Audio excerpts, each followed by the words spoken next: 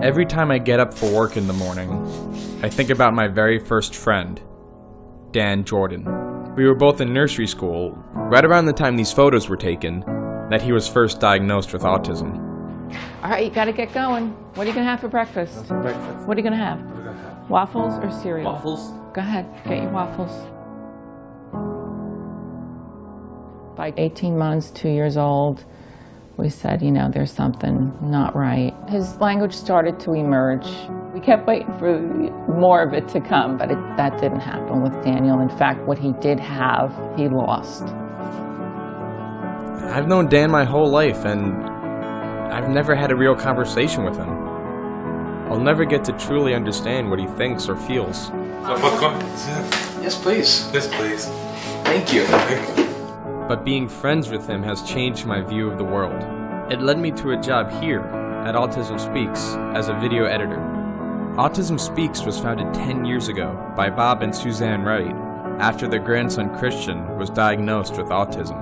He started speaking right on time. He was talking a lot about my mom. He always wanted to visit my mom. I can remember the first time he came to see us and he could speak. He said, "Mama, mama." Christian went from being a pretty typical 18-month-old, 2-year-old, talking very sweet and affectionate, to not recognizing my mom, not recognizing my whole family, screaming all day long, awake all night long. Such a terrible time in our family where we cried all the time. Yeah. Just to see him disappear in front of our eyes.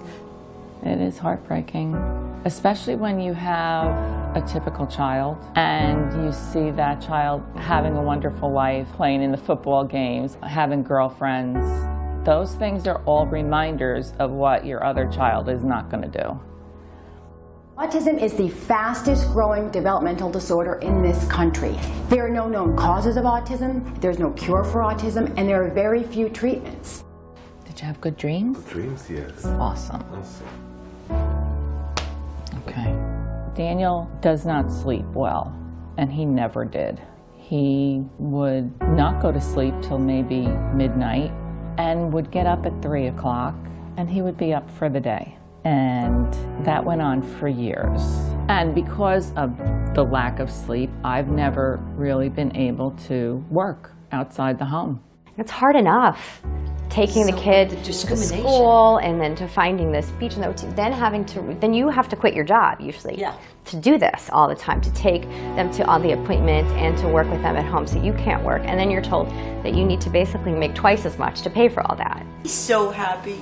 You got off half school today. I know he did. Say thank Mama, I got you out of school. In the next 10 years, 500,000 young adults will age out of school-based services.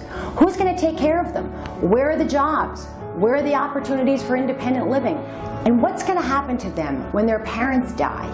What's today? What's today? Monday. Today's Monday, yeah. Where do you work on Monday? I work on Monday.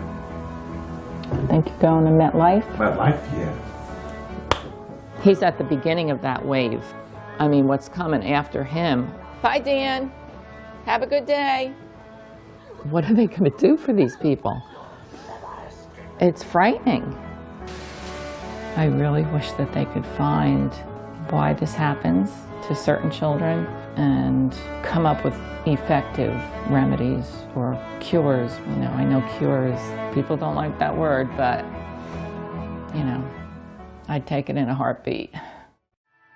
We have just embarked on the most exciting autism research that's ever been done, and we're doing it in collaboration with Google. We have 10,000 whole genomes that we are going to sequence and analyze, just like has been done with cancer. We're going to store all of this data on the Google Cloud, and we are going to make it open to the best and brightest researchers in the world. We are going to be able to have improved diagnosis of autism, customized, personalized treatments of autism, and get a much fuller understanding about the range of autisms that are out there. Hi, honey. Hi. How was work? A kiss.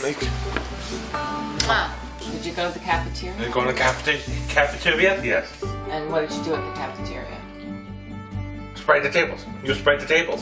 He's just a great kid and a great young man, I should say. And I think of him as a little kid. He's 24, but he's still my baby. And he's deserving of a full life, just like everybody else. Can you wave to me? Bye. Yes. Bye. I just hope I get to hear Christian one day speak. Hi, Mama. That's what I'd love. As I've worked on this project, I haven't been able to stop thinking about how and why I'm different from Dan and Christian. The truth is, we still don't know. Essentially, You see, I'm on the autism spectrum too. I didn't speak until I was 5. I had behavioral problems, and I don't think anyone ever expected me to lead anything close to a normal life. What we know about autism is not enough. The missing project's the search for those answers. For me, for Dan, for Christian, for the 70 million people living with autism worldwide, and for all of those yet to be diagnosed. That's why we need Autism Speaks, now more than ever.